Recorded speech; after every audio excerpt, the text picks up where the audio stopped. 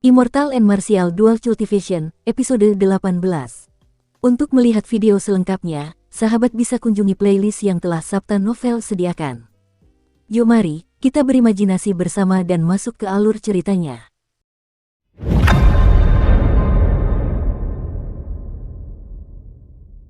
Terdengar suara ledakan keras, dan sudut arena tempat Xiao Chen berdiri hancur berkeping-keping. Batu-batu beterbangan di mana-mana dan debu memenuhi udara. Arena yang ditempa dari batu gunung surgawi itu memiliki lubang sedalam 2 meter, membuat orang-orang berseru takjub. Bulan cerah bagai api ini sungguh mengerikan. Bahkan bisa meledakkan lubang di arena yang ditempa dari batu gunung surgawi ini. Masa depan orang ini tak terbatas. Dulu, pendekar pedang dari sekolah White Cliff berhasil membunuh seorang kaisar bela diri hanya dengan satu tebasan pedangnya. Memang, kebangkitan klan Zhang ketampuk kekuasaan sudah terlihat jelas sekarang. Setelah pertempuran ini, peringkat kekuatan di kota Mohe akan berubah drastis. Apakah menurutmu Xiao Chen ini mampu menahan gerakan ini? Omong kosong, apa kita masih perlu mengatakan ini? Ada lubang besar di batu gunung surgawi. Kurasa sangat mungkin mayatnya diledakkan hingga tak bernyawa. Sungguh malang nasib senjata iblis yang luar biasa itu. Ketika Zhang He menggunakan jurus terbang bersayap, bulan terang layaknya api, kerumunan di kejauhan mengira pertempuran telah berakhir. Meskipun rasanya mereka belum sepenuhnya mengekspresikan diri, pertempuran ini telah membuka mata mereka. Cukup bagi mereka untuk berbangga diri di masa depan. Cahaya itu menghilang dan cahaya bulan menyinari. Zhang He terbang di antara angin, dan matanya setenang air yang tenang. Jurus itu telah menguras banyak esensinya, dan sumber kekuatan pedang langit cerah. Jika dia masih belum menghancurkan perisai petir surgawi itu, maka dia tidak akan punya cara lain lagi. Namun, apakah itu suatu kemungkinan? Jelas tidak ada. Sudut bibir Zhang He melengkung membentuk senyum dingin. Ia memegang pedang pembawa bayangan dan menuju ke lubang itu. Langkah kakinya ringan dan ekspresinya santai. Namun, ia tidak lengah sedikit pun. Dengan kultivasi murid bela diri kelas menengah Xiao Chen yang tidak signifikan, ia telah memberinya terlalu banyak kejutan. Hal ini membuat hatinya sulit untuk tetap tenang. Ia benar-benar tidak bisa rileks sampai saat-saat terakhir. Di dasar lubang besar itu, pakaian Xiao Chen sudah robek-robek. Ia tampak seperti orang mati tergeletak di lantai. Kedua matanya terpejam, ada noda darah di sudut matanya, dan darah mengalir dari hidung dan mulutnya. Ia tampak menggenggam erat sesuatu di tangan kirinya. Lunar Shadow Saber tertancap di tanah dekat tangan kanannya. Zhang He menghela napas lega. Terlepas dari penampilannya, Xiao Chen dipenuhi luka parah di mana-mana. Dia pasti tidak akan bisa melanjutkan pertempuran.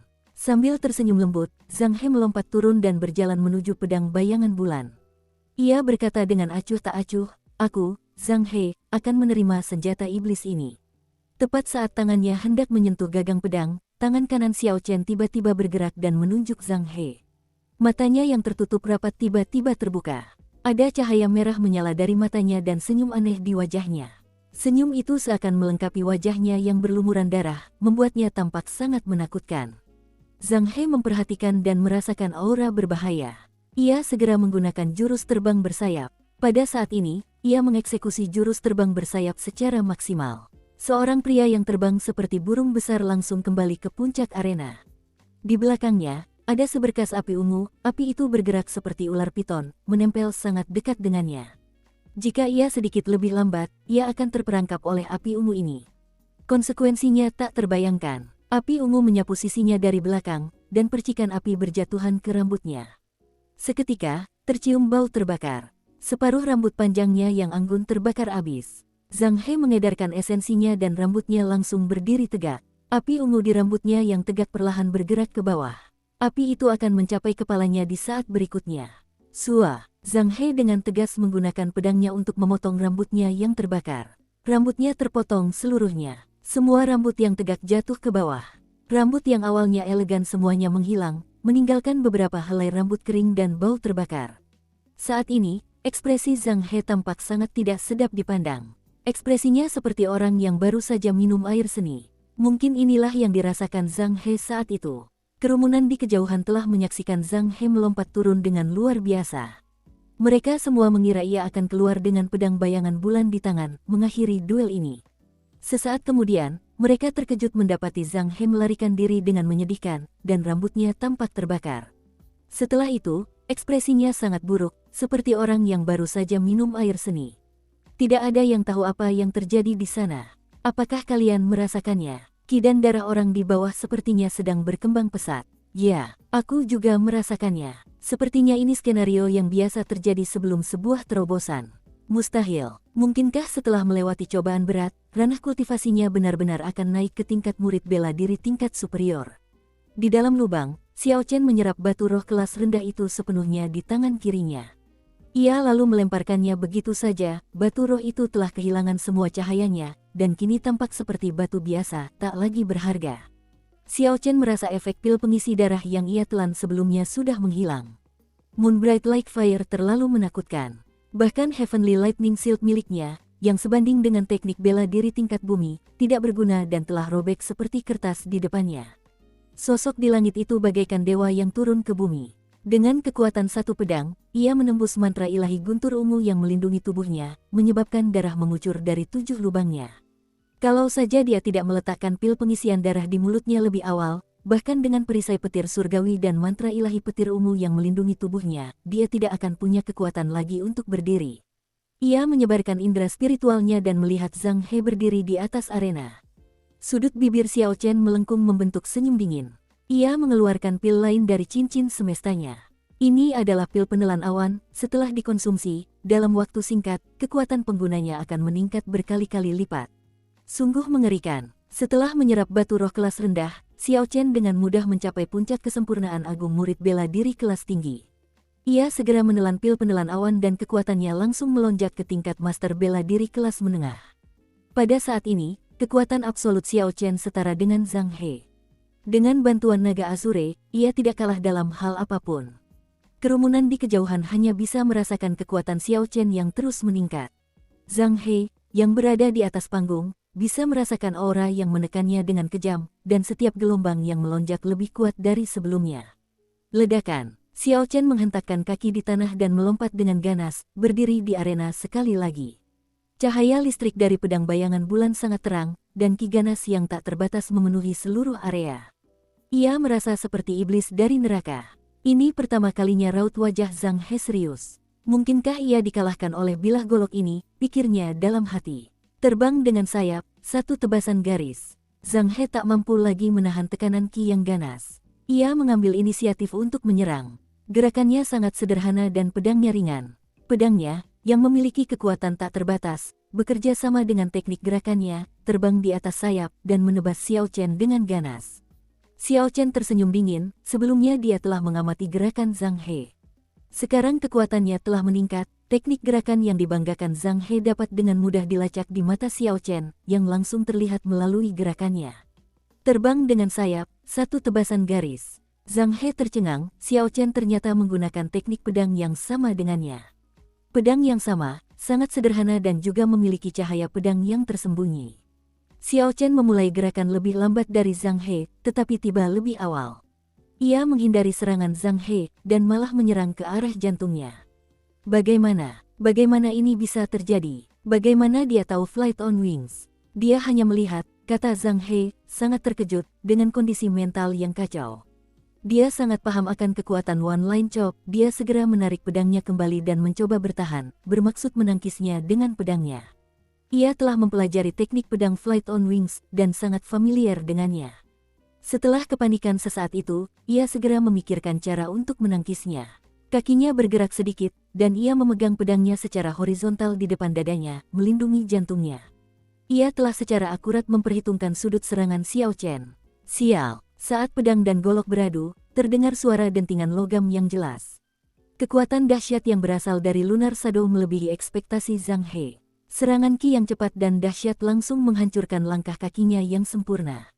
Pedang bayangan bulan, yang berisi inti iblis tingkat 6, memancarkan cahaya listrik yang deras dan tak henti-hentinya.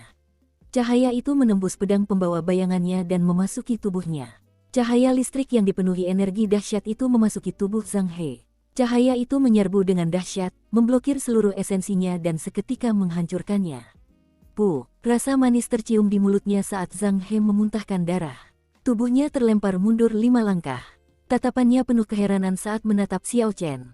Ia berkata tak percaya, kau benar-benar menggabungkan teknik Flying on Wings dan One Line Chop ke dalam teknik pedangmu sendiri.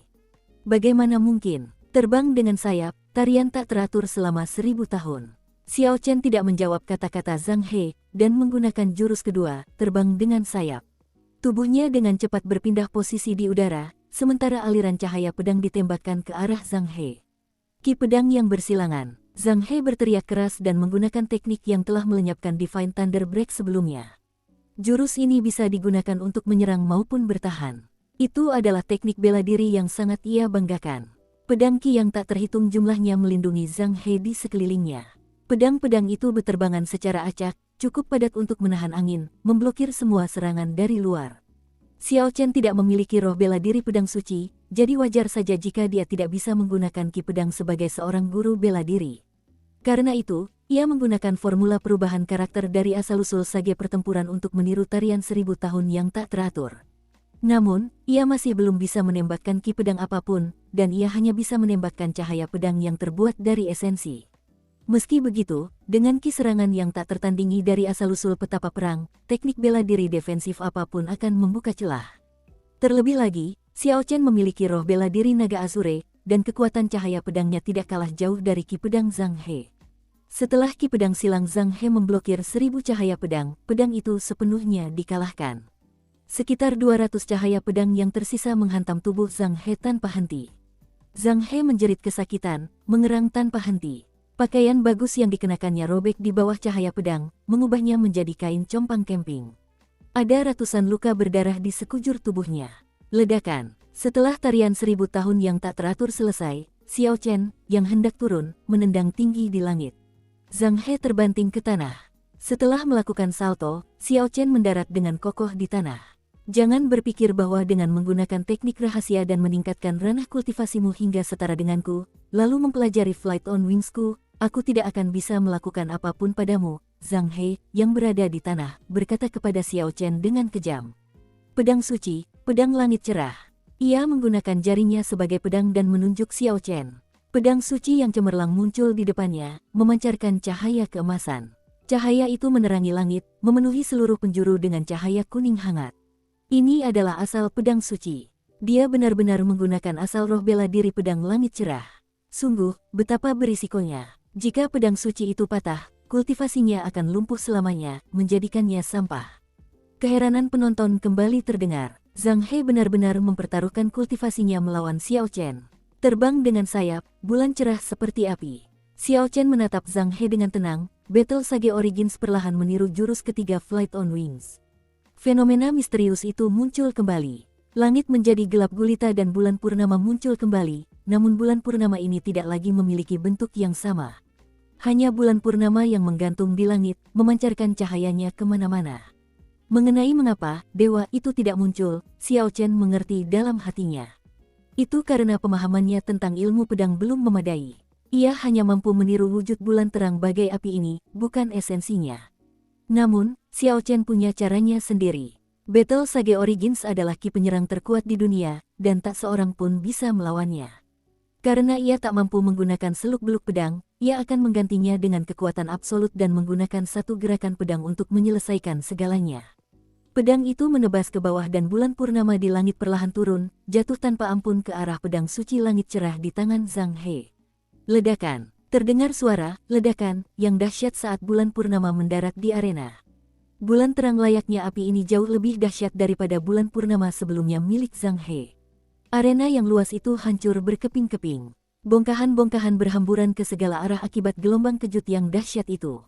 Beberapa penonton terdekat terkena pecahan-pecahan tersebut. Mereka menderita luka parah, akibatnya ki dan darah mereka bergejolak. Sungguh bencana yang tak terduga. Karena awan debu tebal memenuhi arena, orang-orang di belakang kerumunan tidak dapat melihat aksi tersebut.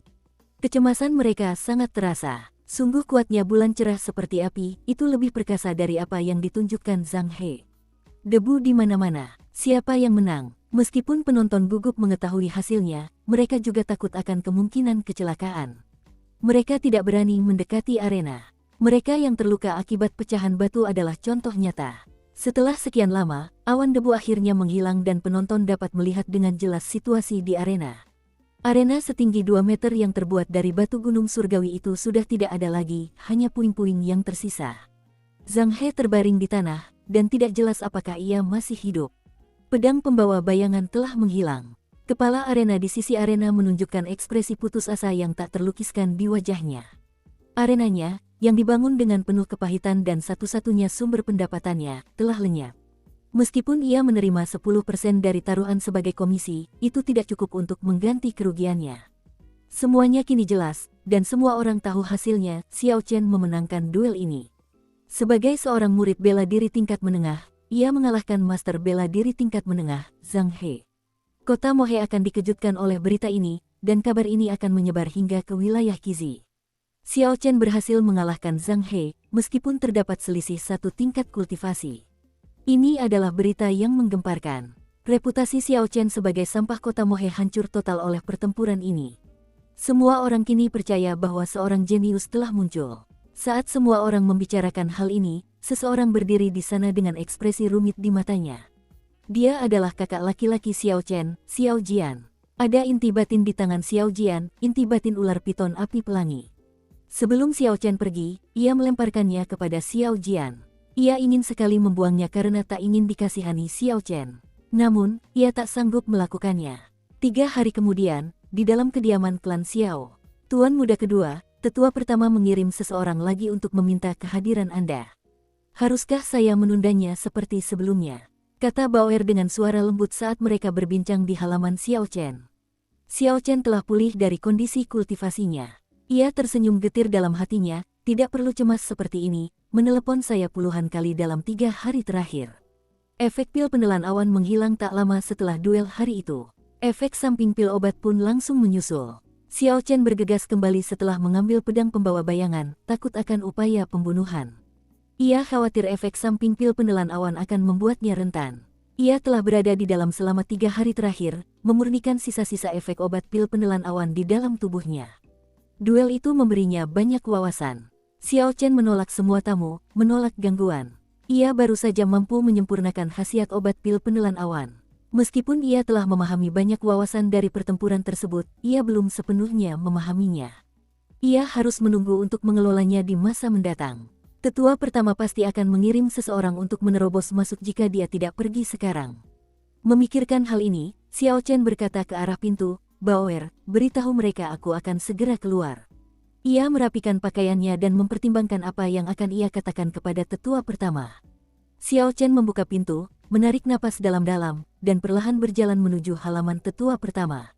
Di tengah perjalanan, ia bertemu dengan beberapa murid klan Xiao. Ekspresi mereka saat melihatnya berubah total. Dulu ia mendengar desas-desus fitnah, tetapi sekarang ia tidak mendengar apapun. Semua orang tampak sangat menghormatinya. Sikap para murid muda ini tidak pernah mengganggunya sebelumnya. Ia melangkah maju dengan langkah lebar, tiba di halaman Xiao Qiang setelah beberapa saat. Xiao Qiang dan Xiao Yulan duduk berseberangan di meja batu di halaman. Xiao Yulan masih terlihat sangat cantik, dan setiap kali seseorang melihatnya, ia langsung terangsang. Sepupu Xiao Chen, setelah terkenal kau masih mau main-main dengan orang lain. Bahkan menolak bertemu sepupumu. Ketika Xiao Yulan melihat Xiao Chen datang, ia mengejeknya dengan nada menggoda. Xiao Chen membungkuk kepada tetua pertama terlebih dahulu sebelum duduk, Sepupu Yulan, maafkan aku. Aku sedang memulihkan diri dari luka-lukaku beberapa hari terakhir. Jadi, aku merasa tidak nyaman bertemu siapapun. Ketika Xiao Yulan melihat Xiao Chen meminta maaf dengan tulus, dia buru-buru berkata, aku hanya menggodamu, semua orang tahu bahwa kamu sedang memulihkan diri. Sejak Xiao Chen masuk, tatapan Xiao Qiang terpaku pada tubuh Xiao Chen dan tak pernah meninggalkannya. Ia segera melanjutkan topik, Tuan Muda kedua, apakah masih ada masalah dengan tubuhmu? Ada beberapa herbal peringkat 7 di apotek klan Xiao. Jangan mencoba menanggung semuanya sendiri. Karena klan Xiao telah mengelola Gunung 7 Tanduk selama ratusan tahun, tidaklah aneh jika mereka memiliki beberapa herba peringkat 7. Xiao Chen berkata, tidak ada lagi masalah besar. Terima kasih banyak kepada tetua pertama atas perhatiannya. Kalau begitu, aku bisa tenang. Aku tidak perlu khawatir tentang ujian hutan suram yang akan berlangsung 2 hari lagi, kata Xiao Qiang dan mengganti topik pembicaraan. Bisakah kau ceritakan detail apa yang kau dapatkan di Gua Kaisar Guntur? Kebanyakan orang tidak mengerti mengapa Xiao Chen tiba-tiba meledak dengan kekuatan tempur yang luar biasa.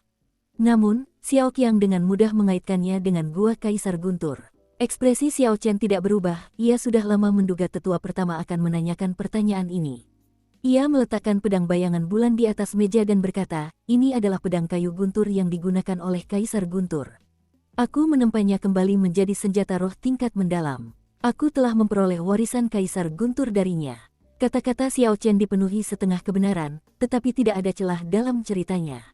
Setelah itu, ia berbohong tentang bagaimana ia memperoleh warisan Kaisar Guntur. Xiao Qiang mendengarkan cerita itu dan tampak mempercayainya. Ia berkata kepada Xiao Chen dengan hati-hati, jangan beritahu siapapun tentang ini, atau kau akan tenggelam dalam lautan bencana. Masalah ini sangat penting. Siapa tahu, mungkin ini akan mendorong klan Xiao kita untuk memulai usaha besar. Kaisar Guntur adalah kaisar bela diri paling terkenal dalam 1000 tahun terakhir. Ketenarannya di seluruh benua menyebar luas, merasuk jauh ke dalam hati rakyat. Banyak orang bermimpi menerima warisannya. Jika mereka tahu Xiao Chen telah mendapatkan warisan Kaisar Guntur, maka Xiao Chen akan dikejar tanpa henti. Xiao Yulan mengambil pedang bayangan bulan di atas meja dan mengamatinya sebelum memuji, pedang ini benar-benar harta karun sepupu. Dulu, pedang ini membantu kita lolos dari lubang itu.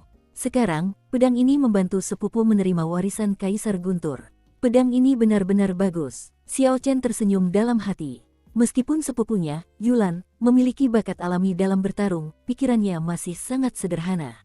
Senjata iblis yang begitu kuat, namun 2 kali ia menggunakan kata beruntung untuk menggambarkannya. Tiba-tiba ia teringat sesuatu. Ia mengeluarkan pedang pembawa bayangan dari cincin semesta dan menyerahkannya kepada Xiao Yulan. Sepupu Yulan, dulu kau membiarkanku mengambil semua batu bulan. Aku memberimu pedang pembawa bayangan ini sebagai kompensasinya. Dukung terus channel YouTube Sabta Novel. Xiao Yulan tersenyum mendengarnya, aku tidak berani menerima pedang ini. Kepala klan Zhang sudah datang ke sini berkali-kali beberapa hari ini. Dia ingin pedang itu kembali.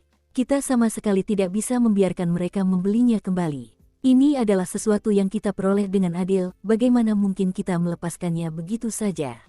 Xiao Chen berkata, pedang pembawa bayangan ini ditempa dari besi es berkualitas tinggi.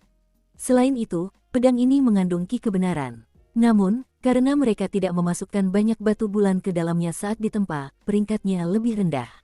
Faktanya, nilainya cukup tinggi. Sejujurnya, Xiao Chen merasa enggan memberikannya kepada Xiao Yulan. Setelah ia menguasai mantra ilahi guntur ungu hingga tingkat kedua, ia mempertimbangkan untuk menempa harta karun pelindung.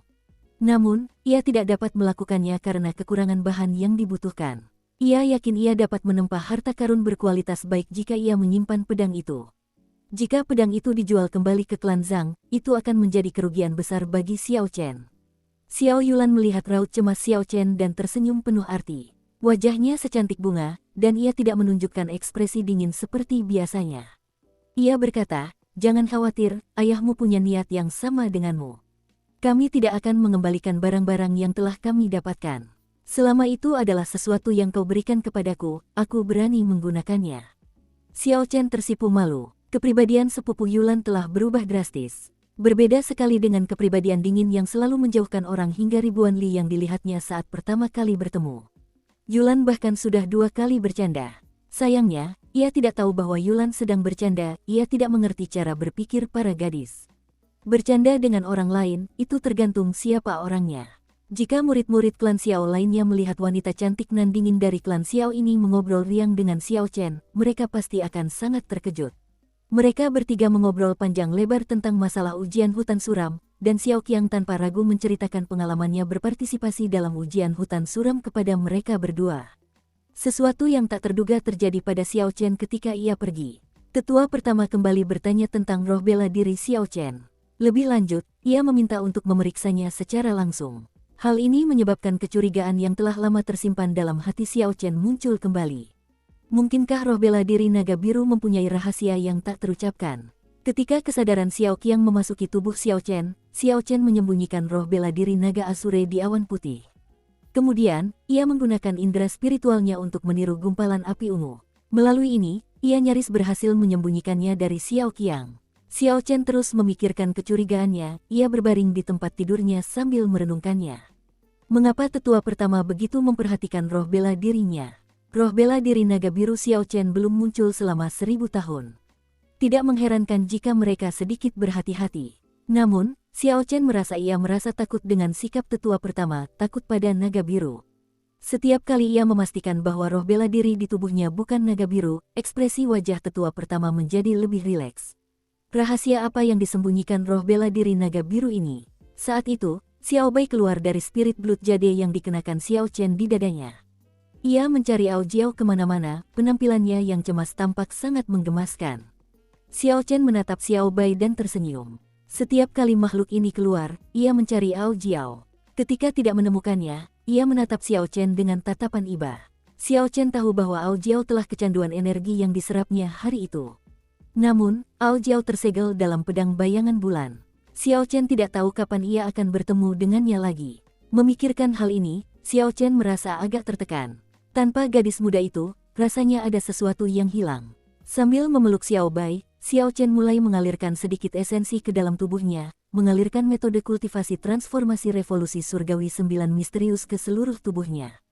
Dia mulai melakukan ini 3 hari setelah kembali. Semakin cepat binatang roh mulai berkultivasi, semakin baik. Xiao Bai terlahir sebagai binatang roh tingkat 6. Ia akan menjadi pendukung yang hebat bagi Xiao Chen di masa depan. Hanya tersisa 2 hari lagi menuju ujian hutan suram. Xiao Chen tidak keluar seperti sebelumnya. Siang harinya, ia terus merenungkan pemahaman yang ia peroleh dari duel dengan Zhang He sambil mempelajari mantra ilahi guntur ungu di malam hari. Xiao Chen merasa ia telah mencapai batas formula perubahan karakter dari Battle Sage Origins. Namun, setelah kembali, ia ingin menggunakan Flight on Wings, tetapi tidak berhasil meskipun telah beberapa kali mencoba. Xiao Chen terus memikirkannya. Salah satu alasan utama ia dapat menggunakan Flight on Wings dengan lancar hari itu adalah karena tubuhnya berada dalam kondisi kritis setelah terkena Moon Bright Like Fire, yang mengaktifkan potensi tubuhnya. Alasan lain mungkin karena ia telah memakan Cloud Swallowing Pill dan meningkatkan kekuatannya secara drastis, jauh lebih kuat daripada kondisinya saat ini. Apapun itu, hal itu membuat Xiao Chen dipenuhi dengan antisipasi untuk ujian hutan suram. Hanya dengan menempatkan dirinya dalam situasi putus asa di tempat berbahaya, dalam situasi hidup dan mati, barulah ia dapat memahami intisari formula perubahan karakter dari asal-usul petapa pertempuran. Hanya melalui pertempuran terus-menerus, kekuatan tubuhnya akan meningkat, memasuki kultivasi terpencil bukanlah solusi yang baik untuk itu. 2 hari kemudian, persidangan digelar sesuai rencana. Tetua pertama memimpin Xiao Chen dan sekelompok orang ke alun-alun di pusat kota. 3 klan besar, dan lainnya, akan berkumpul di sana. Kemudian, di bawah kepemimpinan penguasa kota Mohe, mereka akan bergegas ke tepi hutan suram dan memulai persidangan. Kali ini, ada 10 orang dari klan Xiao yang berpartisipasi dalam ujian. Semuanya setidaknya adalah murid bela diri tingkat superior. Xiao Jian dan Xiao Yulan sama-sama master bela diri. Mereka jelas yang terkuat di antara 3 klan besar. Ketika mereka tiba di alun-alun, orang-orang dari klan Tang dan klan Zhang sudah tiba. Tatapan kedua klan terhadap klan Xiao tampak tidak bersahabat. Mereka berdua baru saja dirugikan oleh klan Xiao. Kebencian baru menumpuk di atas kebencian lama, dan mereka berharap bisa menghajar klan Xiao sekarang juga. Ada panggung batu di tengah alun-alun. Tuan kota belum tiba. Xiao Chen dan Xiao Yulan mengobrol santai, jadi mereka tidak bosan. Mereka berpikir bahwa tuan kota membuat orang lain menunggu untuk memamerkan statusnya. Kamu pasti Xiao Chen. Saat mereka berdua sedang mengobrol, tiba-tiba seseorang berjalan dari samping. Xiao Yulan menatap orang itu dan sedikit mengernyit. Ia berkata dengan suara lembut, itu orang-orang klan Tang. Melalui indera spiritualnya, Xiao Chen melihat penampilan orang itu dengan jelas. Ia tidak terkejut, ia hanya berbalik dan tersenyum, memang. Aku ingin tahu ada urusan apa dengan saudara Tang Feng. Ketika Tang Feng mendengar Xiao Chen memanggil namanya, ia merasa aneh. Ekspresi Tang Feng berubah, tidak apa-apa. Kakak Xiao akhir-akhir ini menjadi terkenal, semua orang di kota Mohe tahu tentangmu. Aku hanya ingin berteman denganmu. Xiao Yulan tersenyum dingin, berteman. Kakakmu, Tang Yuan, meninggal di Gunung 7 Tanduk kita. Alih-alih membalas dendam, kau malah ingin berteman. Setelah Tang Feng mendengar itu, senyum di wajahnya semakin lebar, orang itu selalu melawanku. Sekarang dia sudah mati di tangan kakak Xiao, itu pantas baginya. Ini adalah sesuatu yang seharusnya aku syukuri kepada kakak Xiao, jadi untuk apa aku memikirkan balas dendam. Hati Tang Feng penuh dengan rencana jahat. Demi posisi kepala klan, ia pernah bertarung dengan saudaranya. Ini adalah kejadian biasa sejak zaman kuno, dan bukan hal yang aneh. Namun, Xiao Chen sudah mengenalnya sejak saat itu di paviliun Linlang. Ia tahu seperti apa kepribadiannya. Mengapa ia harus mempercayai kata-katanya sekarang? Raut wajah Xiao Jian berubah saat mendengar kata-kata Tan Feng, tidak jelas apa yang sedang dipikirkannya. Xiao Chen berjalan di depan Tan Feng dan berbisik di telinganya, batu roh kelas rendah di paviliun Linlang itu dibeli olehku. Apa kau masih mau berteman denganku? Ekspresi Tan Feng berubah drastis, dan senyumnya yang tadi menghilang. Wajahnya muram saat berkata, orang yang berkali-kali ikut campur urusanku sebenarnya kau. Jangan terlalu sombong, sebaiknya kau jangan pergi ke hutan suram. Kalau kau masuk, kau tidak akan bisa keluar lagi. Dia mengibaskan lengan bajunya ke belakang dan mendengus dingin sebelum pergi. Xiao Chen merasakan firasat buruk di hatinya. Mengingat apa yang dikatakan Tan Feng, mungkinkah ada jebakan maut yang menungguku di hutan suram ini? Sepupu Xiao Chen, apa yang kau katakan pada orang itu sampai-sampai kulitmu jadi jelek begini? Tanya Xiao Yulan penasaran. Murid-murid klan Xiao lainnya juga menatapnya dengan rasa ingin tahu. Xiao Chen tersenyum, aku sudah bilang padanya kalau lendir di matanya tidak dibersihkan dengan benar. Berbicara seperti itu kepada orang lain itu sangat tidak sopan. Catatan, rum adalah kotoran mata di sudut mata Anda saat Anda bangun tidur. Kita lanjut ke alur ceritanya. Kerumunan tertawa terbahak-bahak mendengarnya, hanya Xiao Chen yang masih memiliki bayangan di hatinya. Ia tak bisa melepaskannya, tetapi tak ada pilihan. Ia harus pergi ke hutan suram. Persetan, aku akan menghadapinya nanti kalau sudah terjadi. Aku sudah siap. Memikirkannya sekarang hanya akan menambah frustrasiku. Xiao Chen menghibur dirinya sendiri. Pada saat ini, kerumunan tiba-tiba menjadi ramai. Xiao Chen mendongak dan melihat bahwa itu adalah tuan kota Dugu Feng yang akhirnya tiba. Dia adalah orang paling berkuasa di kota Mohe. Xiao Chen sangat penasaran, ia memancarkan indera spiritualnya, tetapi menyadari bahwa ia tidak dapat menembus kekuatan tuan kota. Ia tercengang, memikirkannya. Sebagai penguasa kota, kultivasinya pastilah luar biasa. Xiao Chen sama sekali tidak menyangka bahwa kultivasinya begitu hebat sehingga ia tidak bisa melihatnya. Penguasa kota memberikan beberapa kata penyemangat, lalu memberikan beberapa instruksi kepada orang-orang di belakangnya. Beberapa titik kecil langsung muncul di langit. Saat salah satu titik hitam itu terbang mendekat, ia menjadi jelas terlihat. Itu adalah binatang roh terbang raksasa, kelelawar tirai. Ini adalah burung mutasi tipe kelelawar. Ia tidak memiliki bulu di tubuhnya, melainkan berkulit hitam licin. Ukurannya sangat besar ketika ia membentangkan sayapnya, dengan lebar sayap puluhan meter. Mereka mendarat dan menyebabkan badai besar di tanah, pasir dan debu beterbangan di mana-mana, menyebabkan semua orang menutup mata. Rombongan dari klan Xiao mengikuti Xiao Qiang ke salah satu kelelawar tirai dengan wajah gembira. Mereka belum pernah melihat binatang roh terbang sebelumnya. Kini, mereka berkesempatan menungganginya, dan tak kuasa menahan rasa antusias. Meskipun Xiao Chen bisa menggunakan mantra gravitasinya untuk terbang perlahan, ia tetap penuh harap pada kelelawar tirai ini. Pasti akan menjadi pengalaman baru menungganginya. Setelah kelelawar tirai membentangkan sayapnya, punggung dan sayapnya menyerupai panggung besar. Atas instruksi para kusir, semua orang melepas sepatu dan kaus kaki mereka sebelum naik tanpa alas kaki. Berdiri tanpa alas kaki di atas kelelawar tirai, Xiao Chen merasakan sedikit isapan yang mencengkeram kakinya dengan kuat. Ketika ia ingin mengangkat kakinya, ia dapat dengan mudah melangkah maju, benda itu stabil seperti tanah. Xiao Chen merasa takjub, tak heran binatang roh terbang yang paling sering digunakan adalah kelelawar tirai ini. Meskipun agak jelek, ia sangat stabil.